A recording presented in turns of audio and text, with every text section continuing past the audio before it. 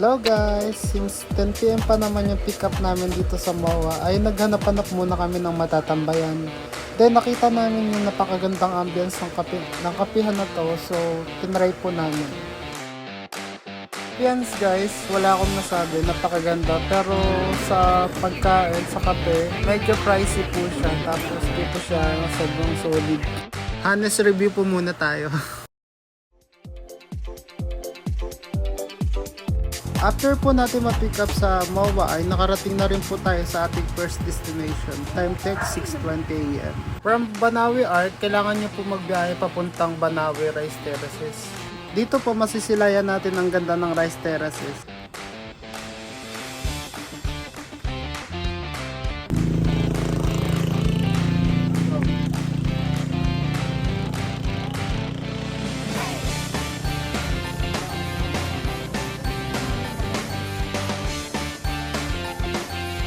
Pagkatapos po natin masilayan ang ganda ng Rice Terraces, agad na po tayong bumiyahe papuntang Sagada para puntahan po ang ating accommodation.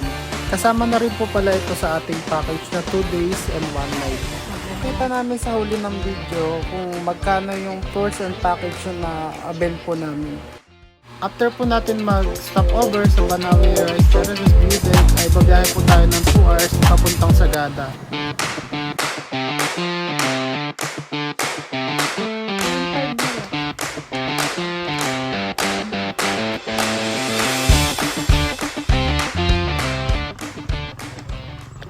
Pala guys, bago kayo makapasok sa Hanging Coffin, kailangan nyo mag-register muna para makapasok po kayo. 10 pesos po yung access fee. So, hindi na po kami nagbayad since kasama na rin po siya sa package. More walking po kasama si tour guide. Sinusundan lang po natin siya para explain niya po sa atin yung mga kaganapan dito. Yung Diyos, hanggang kamatayan dapat sila ay magkasama. Sinasabi ni Kuya na hanggang kamatayan is magkasama sila. Yun po guys yung libingan po nila na kapag namatay yung asawang lalaki is may reservation po na space para sa kanyang asawa in case in the future mamatay din po yung kanyang asawa. Pala guys, itong tinuturo ni Kuyang guide namin is Arabica coffee. Ito daw yung halaman bago siya maging coffee. Narating na rin po natin ang Hanging Coffins. Po yung sistema ng paglilibing nila noon ng kanilang mga bangkay.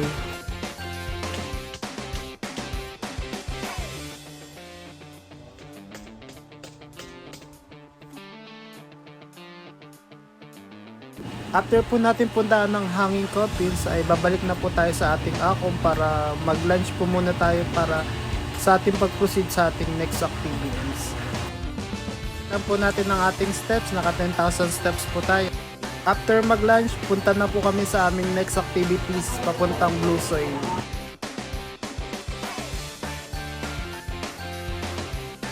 Paalala lang po sa lahat ng gusto pumunta sa Blue Soil, kakailanganin po natin ng malakas na stamina dahil mahaba-haba po yung trekking na gagawin natin. Based na rin po sa ating tour guide, ang estimated daw po na pag-akit papuntang Blue Soil ay 1 hour. Depende po yung sa ating bilis. Since kami po ay nakapag-ready, physically prepared po kami, ay mas mabilis po kami nakaakyat sa itaas. Kung nagbabalak po kayo umakyat dito sa Blue Soil, ay maigi pong magdala po tayo ng umbrella or kapote po in case po na umulan.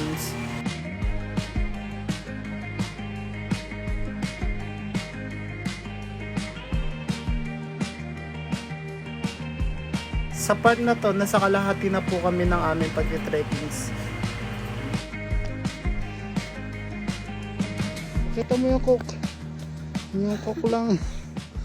Yung coke lang sapat na. Kung mapapansin nyo po, yung daan is more on rough road po siya. Mga puno-puno, mga sanga. Kaya mas maigi po na magdala po tayo ng mga standards na pang trekking po para mas convenient po yung lalakad po natin and less hassle po sa madudulas na part.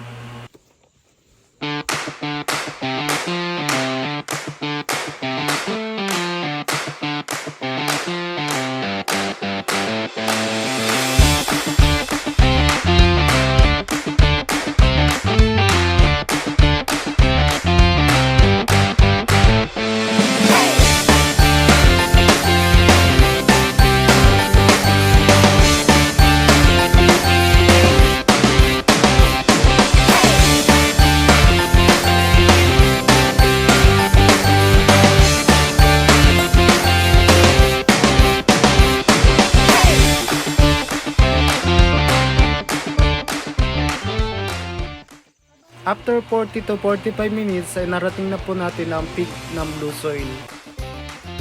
Ayun siya! Malayo pa lang, tanaw na namin yung ganda ng blue soil. Kung mapapansin niyo po, kami lang po yung tao dito sa itaas dahil hapon na rin po nung nakaakyat kami rito. And dagdag pa po doon na weekdays po yung pagpunta namin kaya kakaunti lang po yung mga turista. Na po ang aming pagdating sa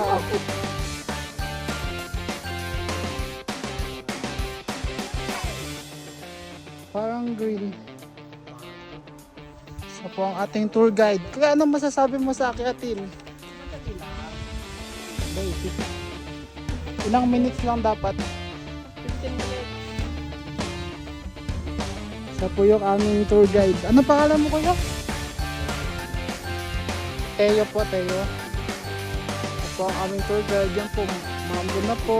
Pagkadating namin sa taas ay nagsimula na rin yung pag-ulan. Kaya mas maigi po talaga na magdala po tayo ng umbrella or kapote para ready po tayo. Ito lang. Tayo po ay po.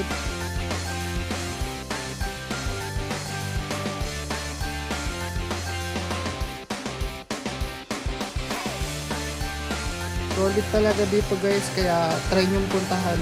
Worth it yung trekking. Luwag talaga ng time na to guys kasi nga weekdays tapos kami lang po yung tao sa taas. So kanya-kanyang pwesto na po sa pagkuha ng pictures and then videos po sa napakagandang views na to. Napakaganda po talaga, solid. Kaya try nyo nang pumunta rito.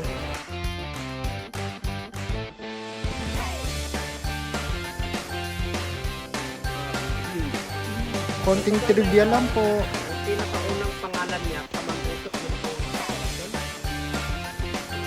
Ang original na mineral, meron din mga ginto, silver, mga ganyan, copper, marami yan. Kaya yung sa baba meron yung Malitot Gold Mine. Yun lang, yun natigil na nila yung Tapos na po kami sa aming sightseeing sa Blue Soil. Kami po ay pababa na, papunta na po kami sa aming akong para makapagpahinga po and then makapag-proceed na rin po sa next naming activities. Tamang picture-picture lang po muna yung mga senior citizen. Solid talaga dito guys. Dito mo masasabi na totoo nga ang kasabihan na kapag may tiyaga, may nilaga. Na pagka sa una hirap lang talaga pero pag narating mo yung taas napakaganda po talaga. At yun lang po, thank you po sa panonood. I hope na mag-enjoy po kayo.